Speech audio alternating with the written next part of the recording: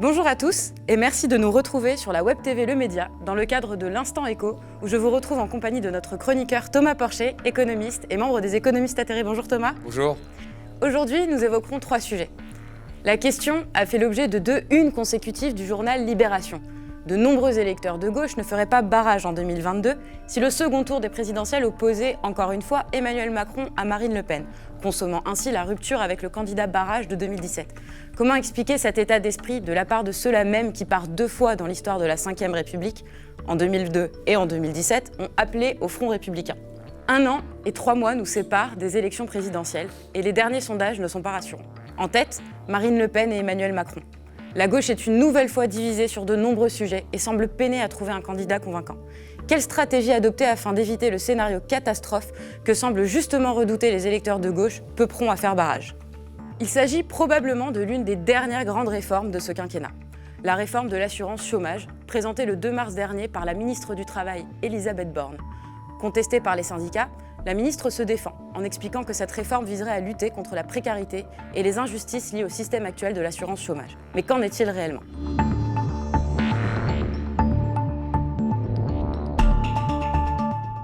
Ils ont fait barrage, mais cette fois, c'est fini.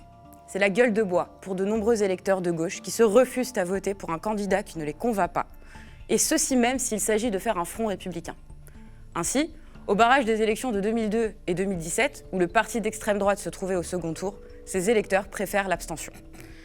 Thomas, comment comprendre cette réaction des électeurs de gauche et que s'est-il passé en 4 ans à gauche ? Alors, en tirant ça de mon expérience personnelle, puisque j'ai voté Macron en 2017, et j'ai voté en connaissance de cause, puisque je savais que Macron avait un programme dur à l'égard des classes populaires. Je l'avais dénoncé dans un livre en 2016, je l'avais dénoncé pendant la campagne de 2017. Je ne faisais pas partie de ces gens d'une gauche un peu plus molle qui se disaient que Macron avait quelque chose de novateur. Je savais que son programme était dur. Mais j'ai voté quand même au 2e tour pour Emmanuel Macron contre Marine Le Pen. Et aujourd'hui, je fais partie de ces électeurs à qui on ne pourra pas refaire le coup. Vraiment, je m'interroge là-dessus. Pourquoi ? Parce que je pense qu'une grosse partie de ces électeurs de gauche en ont marre de cette grande comédie qui consiste finalement à faire monter Marine Le Pen pour se retrouver au 2e tour face à elle et puis après appeler au Front républicain, quel que soit le programme que l'on fasse, pour gagner face à Marine Le Pen. Et c'est ce qu'a fait Emmanuel Macron en 2017. Moi, je me souviens, à l'issue du 1er tour, il avait déjà gagné la présidentielle. Vous vous en souvenez ? Il est arrivé, il n'arrivait même pas à se contenir, alors qu'on avait quand même le Front National au 2e tour. Il a fait monter sa femme sur scène, il a invité tout le monde au restaurant, il avait déjà gagné. C'était son plan. Et c'est le plan aujourd'hui de beaucoup de politiques, de faire monter Marine Le Pen pour se retrouver face à elle au 2e tour et appeler le Front républicain et être sûr de gagner. Et cette mascarade, je crois que plus personne n'en veut. Ça, c'est la première des choses. Et puis la deuxième des choses, c'est que Macron nous proposait un programme libéral. Alors, il y a des gens qui ont le droit d'être des libéraux très bien, même si j'ai l'impression que beaucoup de gens l'avaient mal lu, parce qu'on se rend compte que beaucoup de gens sont surpris. Tiens, la flexibilité du marché du travail, ça ne profite pas aux emplois précaires. Tiens, la baisse de l'ISF, ça n'a pas permis d'investir. Il y a des gens qui sont toujours surpris. Moi, ça m'étonne toujours, alors que c'est des choses qui ont déjà été faites. Mais bon, on pensait que c'était un libéral, c'est tout. Puis on se rend compte qu'aujourd'hui, sur beaucoup de thèmes, il drague finalement l'extrême droite. Enfin, je drague, je mets vraiment des guillemets pour pas dire qu'il applique presque le programme de l'extrême droite. Quand on voit la loi contre les séparatismes et quand on voit les 3 mois qu'on vient d'avoir là de débats avec des ministres qui montent au charbon comme Darmanin, qui font des débats avec Marine Le Pen en lui reprochant de ne pas être assez ferme comparé à lui, là on se dit pour qui on a voté en réalité. Donc je pense que Macron c'est plutôt le carburant du Front National. Et donc je comprends qu'aujourd'hui les gens, j'arrive à comprendre que les gens se disent pourquoi je ferais barrage pour voter quelque chose qui est le carburant en fait du Front National. Donc oui, cette question est légitime. C'est vrai qu'on se pose souvent cette question de savoir qu'a pu faire Emmanuel Macron pour que les électeurs de gauche ne veuillent plus du tout voter pour lui dans le cas d'un Front républicain. Mais à l'inverse, qu'a fait Marine Le Pen, ou n'a pas fait Marine Le Pen, pour que des électeurs de gauche, qui historiquement ont souvent fait barrage, ne veuillent plus du tout faire un Front républicain contre l'extrême droite. Mais moi, je pense qu'il faut retourner la question, en fait. C'est plutôt qu'a fait la gauche ou la droite ces 30 dernières années. Marine Le Pen, sa ligne a beaucoup bougé sur l'économique, mais le Front National était à 1% dans les années 80. À 1%. Aujourd'hui, il fait 35% au 2e tour en 2017. C'est à peu près ça. Qu'est-ce qui s'est passé entre-temps ? On a eu la droite et la gauche au pouvoir. Et en fait, ces gens-là ont appliqué le même programme. François Hollande a été encore plus loin sur la réforme du marché du travail que Nicolas Sarkozy. Macron, qui était dans le gouvernement d'Hollande, va encore plus loin que Hollande sur les réformes du marché du travail et sur la baisse de la fiscalité à l'égard des plus riches. Voilà. Vous savez, partout où le modèle libéral a été appliqué avec force, et là, moi, je parle des deux exemples, on a souvent parlé de capitalisme Thatcher-Reagan. C'est les deux pays le Royaume-Uni et les États-Unis, qui ont appliqué ce modèle libéral avec le plus de fermeté. Quelle a été la finalité de ça au niveau politique ? La victoire de l'extrême droite avec Trump et la victoire de l'extrême droite avec le Brexit. Les libéraux, de gauche ou de droite, parce qu'ils ont appliqué quasiment le même programme, sont le carburant qui a fait monter le Front National. Et là, plutôt que de se demander ce qu'a fait Marine Le Pen pour gagner des voix, il faudrait plutôt s'interroger de ce qu'a fait la droite et la gauche ces dernières années pour gagner des voix. Elle n'a pas fait grand-chose, puisqu'ils ont appliqué la même politique. Clément Beaune déclarait dans Libération que si ce scénario se réalisait, le comportement de l'électorat de gauche l'inquiétait fortement. Il y a de quoi s'inquiéter ? Mais je pense qu'il faut aussi retourner la question, parce que quand on regarde ce monsieur, c'est très sympa de dire ça, mais il a commencé au Parti socialiste, puis après il a fini avec Macron. Avec Macron, il était soi-disant de gauche pour lutter contre le Front National. Maintenant, il est avec Darmanin qui fait finalement la politique presque en termes de thématique du Front National. Il était contre la droite, puis maintenant il se retrouve avec Aurore Bergé. Enfin, c'est quoi ce truc ? Donc voilà, c'est plutôt lui, il devrait se faire son autocritique et se rendre compte qu'en fait, le macronisme, c'était d'abord l'arrivisme de certains, que vous avez quand même des partis qui ont offert un certain nombre de ministres et de députés, notamment le Parti socialiste, à la Macronie, que ces gens du Parti socialiste qui étaient opposés à l'UMP se retrouvent aujourd'hui ensemble et défendent le même bilan. Donc voilà, plutôt que de stigmatiser ou d'attaquer les électeurs de gauche, il faut faire son autocritique. On voit apparaître dans les articles de Libération un vieux refrain de la gauche, celle de l'union. Malgré les divisions à gauche, notamment sur la question européenne, subsiste-t-il un espoir d'une candidature commune ? Regardons un petit zap à ce sujet. Alors, vous nous parlez ce matin de la nouvelle utopie à gauche, c'est-à-dire une candidature unique, j'ai bien dit unique, en 2022. Oui, car il y a 4 forces à gauche qui parlent d'union pour la présidentielle, les écologistes, les socialistes, les insoumis et les communistes, avec l'espoir qu'avec un seul candidat, ils ont une chance d'être au second tour. Mais à 4, pour se mettre d'accord, ça laisse pas mal de possibilités quand même, d'autant que chez tout le monde, il y a des gens qui veulent bien d'une alliance si c'est eux le candidat. Alors Jérôme a une question extrêmement simple, la réponse c'est peut-être plus compliqué. Êtes-vous de gauche ? Moi, mon histoire, elle est de gauche, mais aujourd'hui, je suis écologiste. Moi, mes valeurs, c'est la solidarité, c'est le féminisme, c'est la démocratie. Mais quand je regarde les victoires qu'il y a eu hier soir, c'est pas simplement le camp de la gauche qui a gagné. Alors, il y a une sorte de refrain qui dit « la gauche doit s'unir ». Bon, très bien, parfait, examinons la question.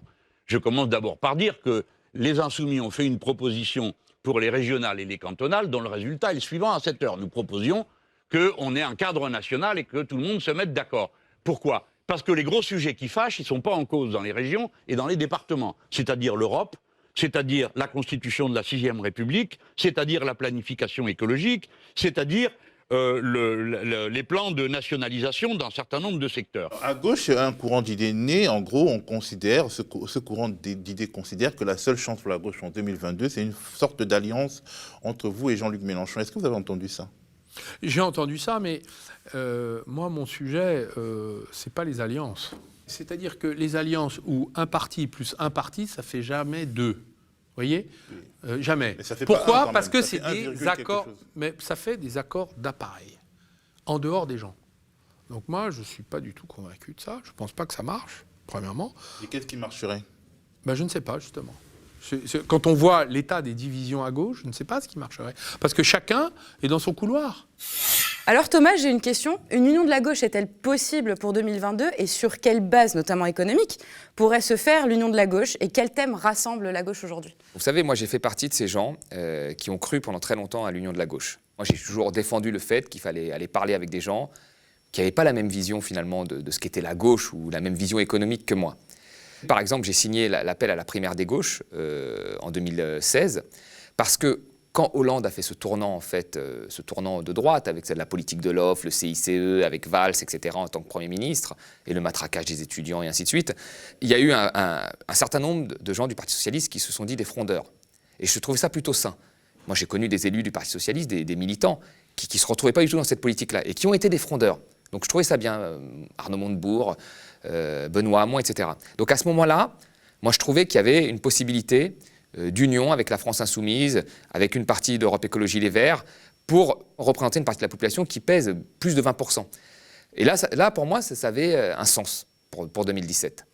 Ensuite, il y a eu les européennes. Les européennes, Vous regardez Manon Aubry, Aurore Lalucq, ce sont des gens qui se connaissent, qui ont milité sur des thèmes communs parfois, enfin, même Raphaël Glucksmann.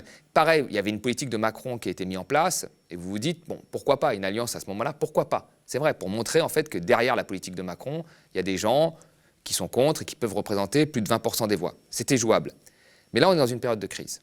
Donc la situation n'est pas la même. Ça, c'est la première des choses.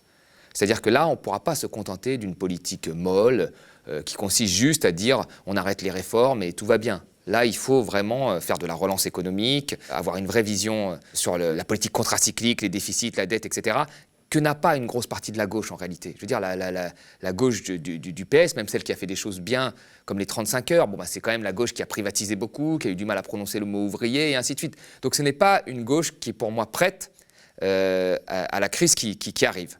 Et si cette gauche-là gagne, ça revient pour moi à perdre en réalité, puisque la politique qui sera menée ne sera pas la bonne politique pour répondre à la crise. Ça, c'est la première chose. Et puis la deuxième chose, c'est les déceptions de ces gens que j'ai rencontrés. Parce qu'ils sont toujours chauds bouillants.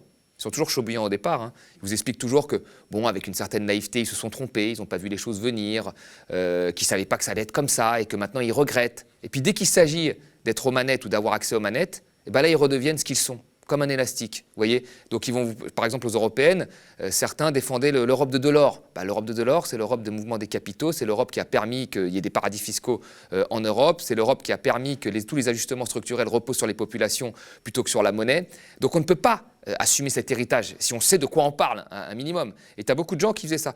Comme au PS, tu as des gens, ils sont aujourd'hui contre, ils sont chauds bouillants contre Macron, alors qu'ils l'ont vu toutes les semaines en Conseil de ministres 6 mois avant, qu'ils ont voté la première loi travail, ils sont contre la deuxième loi, ils ont voté le CICE, mais ils sont contre la baisse de la fiscalité. Enfin, c'est n'importe quoi. Donc, aujourd'hui, il y a un vrai problème là-dessus. Donc moi, revenant de cette expérience et face à la crise actuelle, cette union des gauches, pour moi, ne sera pas la solution, parce que ce sera une gauche diluée qui ne répondra pas à la crise actuelle. Et pour moi, la gauche aujourd'hui, elle ferait mieux, plutôt que de s'occuper des accords d'appareil, de penser et de s'occuper des citoyens. C'est une question qui ne se pose pas réellement à droite, la question de l'union. Est-ce qu'il y a plus de thèmes qui divisent la gauche que de thèmes qui divisent la droite ? C'est vrai que Macron, quand il a fait campagne, il n'a pas dit je vais faire l'union du centre, hein, ou l'union de la droite et du PS, parce que c'est ce qu'il a fait dans les faits, hein, encore une fois. Dans son gouvernement, il y a autant de gens issus de droite que du PS. Il ne s'est pas dit ça. Il a fait son programme, et puis après, les gens, encore une fois, par arrivisme et opportunisme, l'ont rejoint. Parce que là, on le sent bien qu'il y avait une guerre des postes. Hein. L'extrême droite, pareil, ne se dit pas ça. Voilà, c'est des gens qui font leur programme. Et moi, je pense qu'à gauche, c'est exactement ça.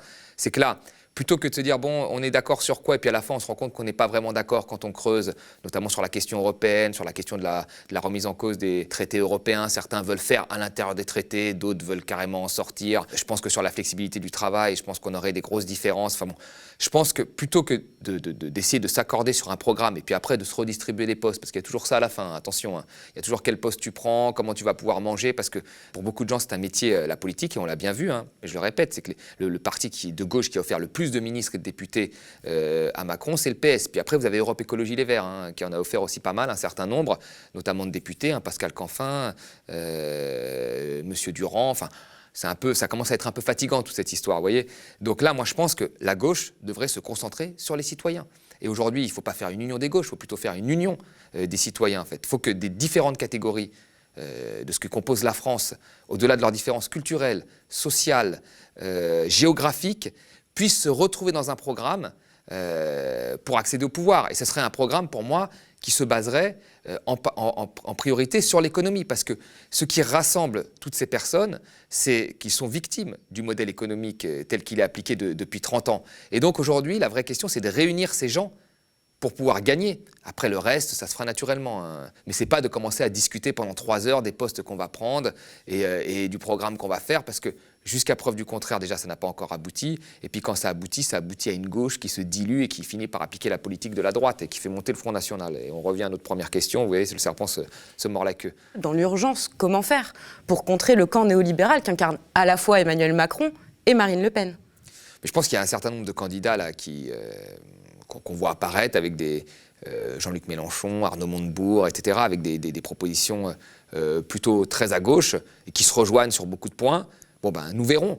Mais commencer à parler d'accords d'appareil comme ça qui n'ont pas abouti pour à la fin se retrouver, je sais pas moi, avec Olivier Faure ou Anne Hidalgo, enfin, c'est un peu compliqué, hein, de se retrouver avec des gens de gauche qui ont voté la loi travail, qui trouvent ça très bien de flexibiliser le marché du travail, qui trouvent ça très bien le CICE et qui aujourd'hui vous expliquent que la loi travail c'est pas bien, que le CICE c'est pas bien.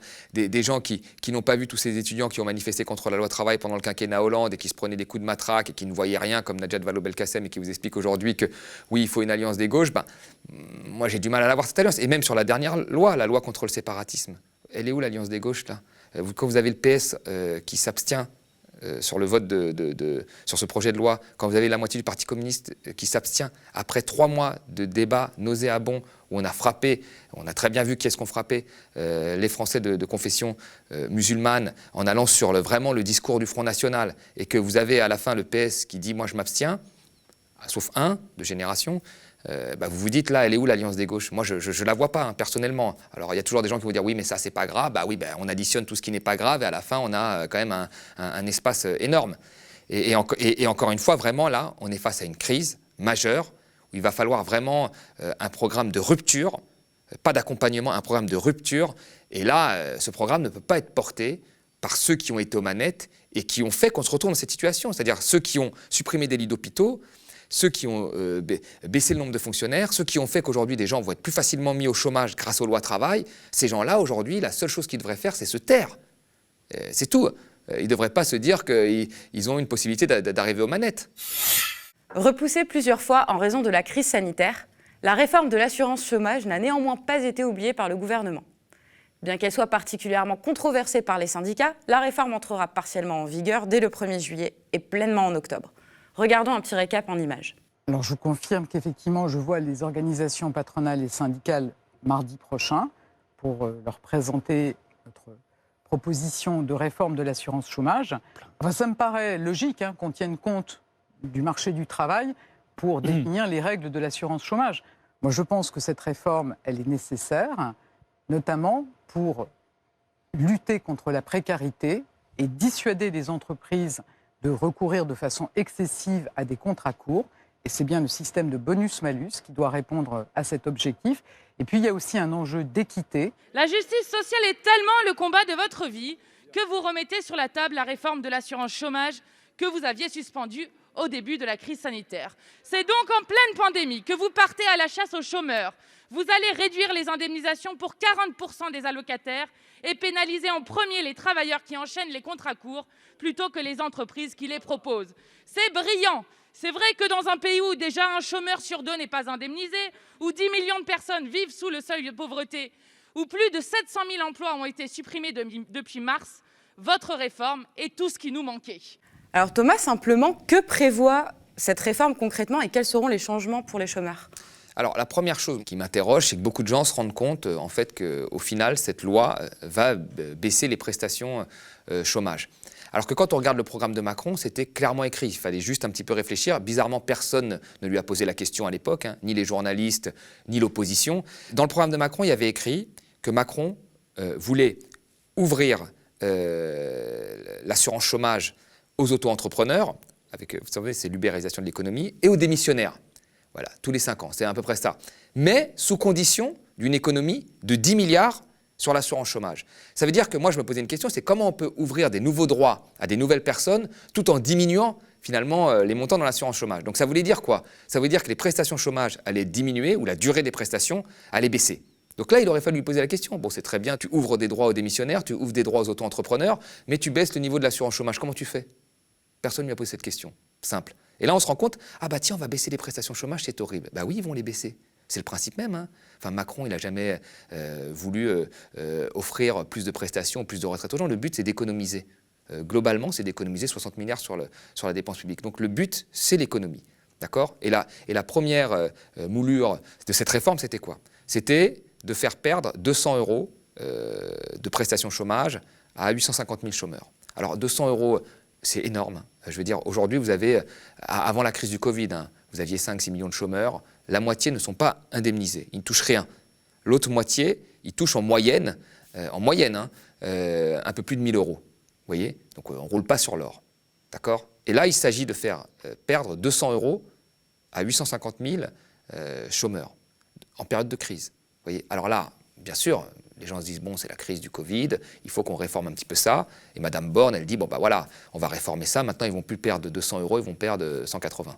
Et donc on fait des choses pour les plus précaires. C'est d'ailleurs très étonnant puisque Elisabeth Borne justifiait cette réforme justement comme un moyen de lutter contre la précarité. Eh ben, faudra m'expliquer comment, dans une économie qui perd plus d'1 million d'emplois par an et qui est à l'arrêt aujourd'hui, et donc à un moment où l'assurance chômage joue son rôle en fait de politique contracyclique en offrant des prestations chômage à ceux qui n'arrivent pas à trouver de travail, puisque l'économie détruit des emplois plutôt que d'en produire. Comment, dans cette période-là, retirer, baisser les prestations chômage peut être une aide aux plus précaires?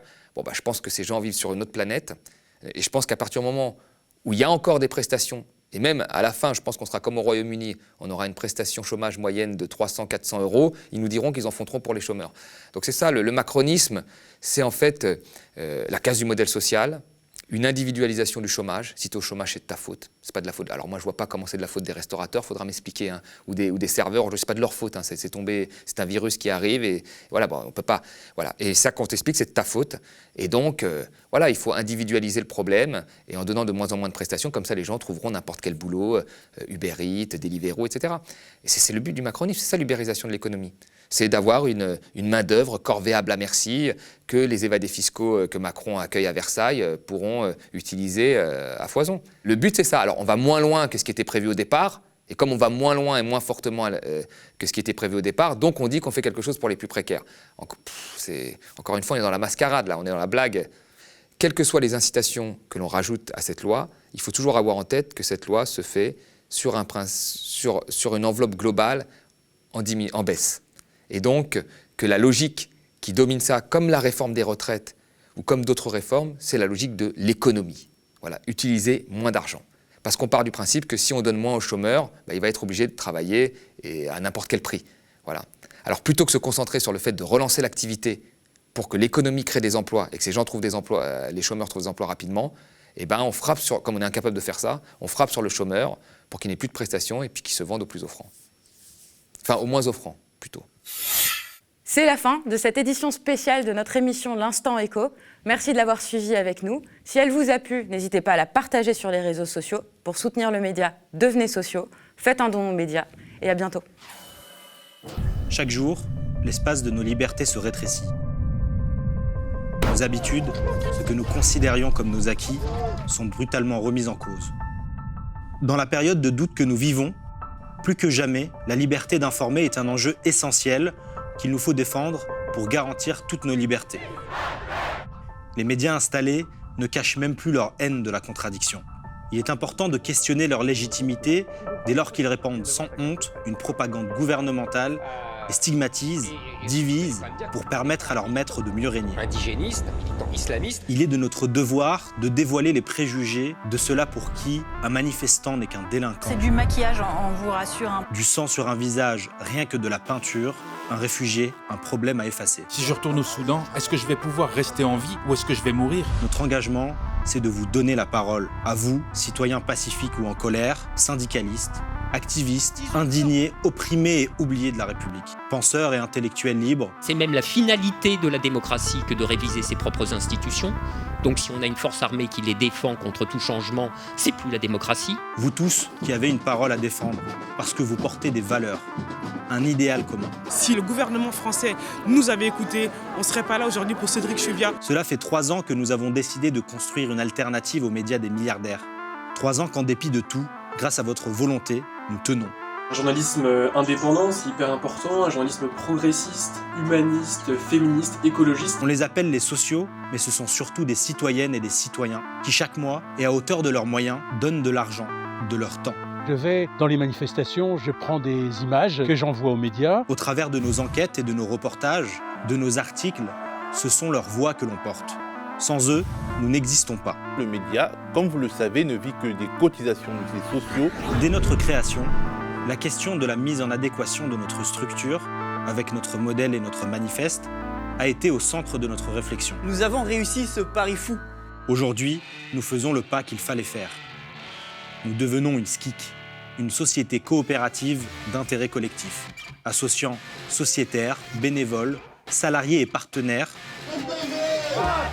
Par ce choix, nous réaffirmons notre refus d'être mis au service d'une personne ou d'une ambition. et nous remettons entre vos mains ce que nous avons construit et défendu au prix de nombreux combats. Rejoignez-nous dans ce combat contre les certitudes du macronisme triomphant et de ces relais médiatiques qui fracturent notre pays. Les gens qui nous dirigent, et ça je dis ça avec la plus grande gravité, sont des ignorants complets.